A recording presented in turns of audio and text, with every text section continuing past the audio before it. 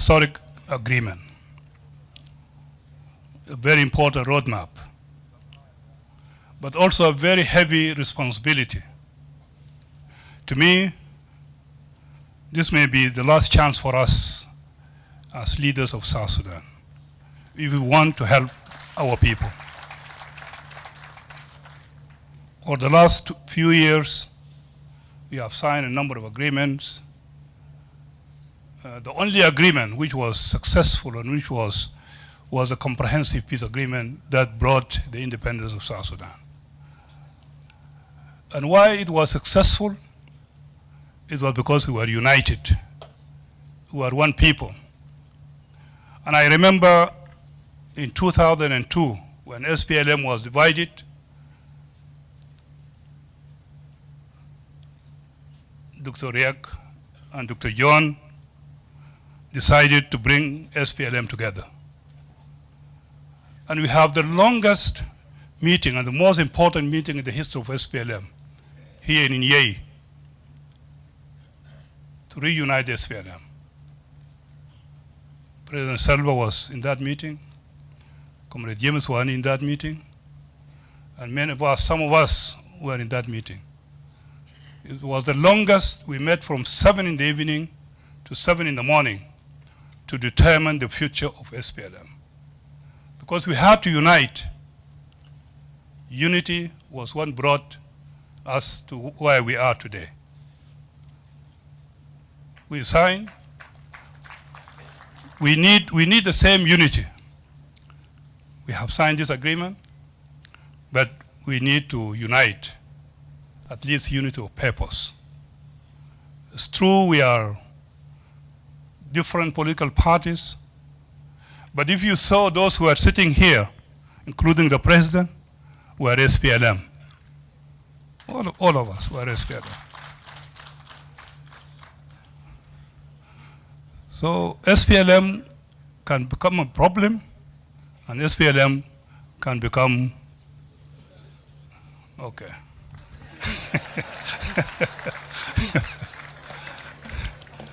So I want to appeal to those who fought this war and negotiated the peace agreement. 21 years is not easy. All of us were in the bush. Today we look very handsome and very nice, but when we were fighting, we did not look the way we are. This agreement, this independence came through a very hard struggle. Mr. President, I want to appeal to you and the other leaders. Yes, I'm coming, other leaders. I want to appeal to you, to Riek Machar, to Deng Alor, James Wani, Madam Rebecca, and other leaders of SPLM. I want unity. I want us to unite as a party. At least a unity of purpose. It is only when SPLM unites then we can implement this agreement. And I'm sure we have suffered enough. We have seen lots of difficulties. We have taken lots of lessons that will help us to unite this time. Mr. President, our people, the civil society has just spoken, and I'm happy that civil society is part of this. Is part of this agreement. But civil society has spoken and Yakana has said some few words by way of advice to the leadership of SPLM. Civil society also are leaders in this country. So whatever these political leaders, political parties make, civil society should not be far from this. I want us to unite. I want us to complete the peace process. If you look at the people who are still outside now, are SPLM, whether it is General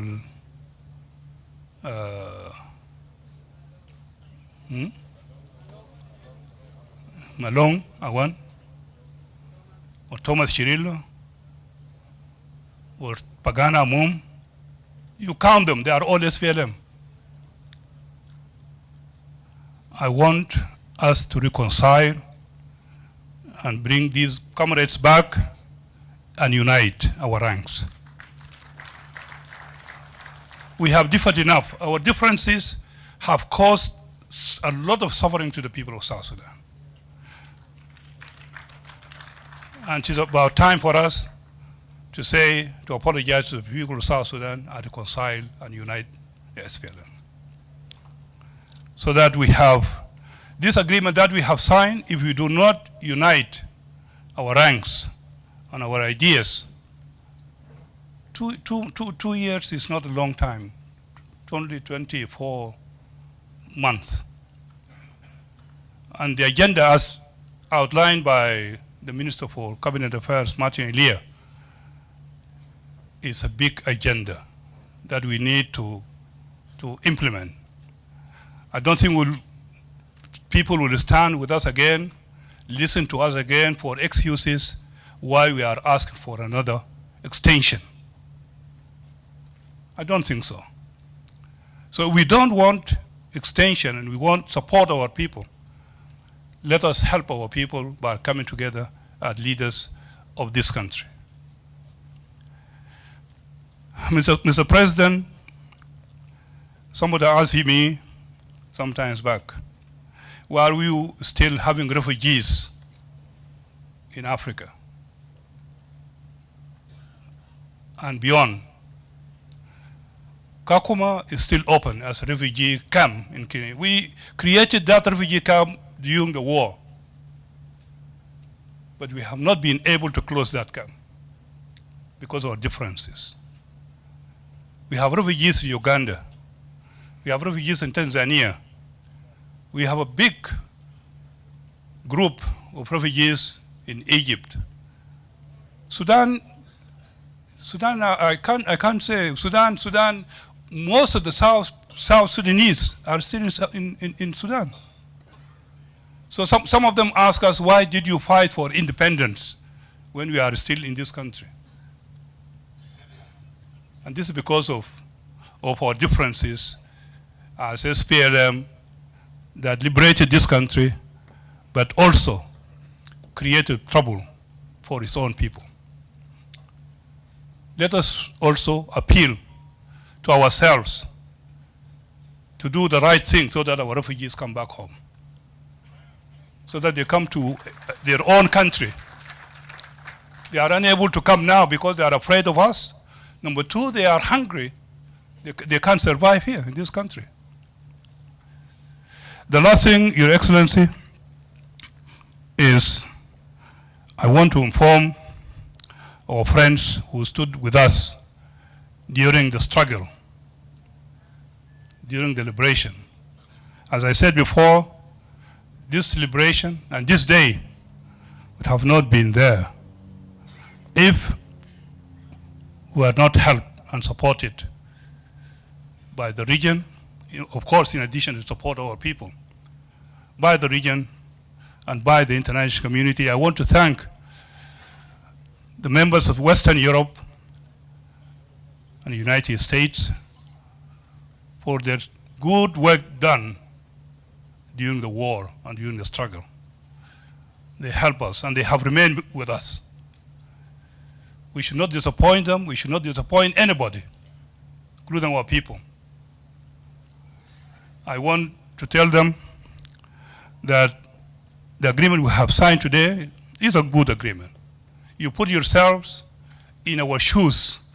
We would have done the same thing. You'd have signed the same agreement. We have difficulties. We have difficulties. I don't want us just to be criticized for the sake of criticism. Look at our objective realities, the realities that we are facing in our country. They have been outlined. You help us, during the war, during the struggle, don't tire. Continue with us.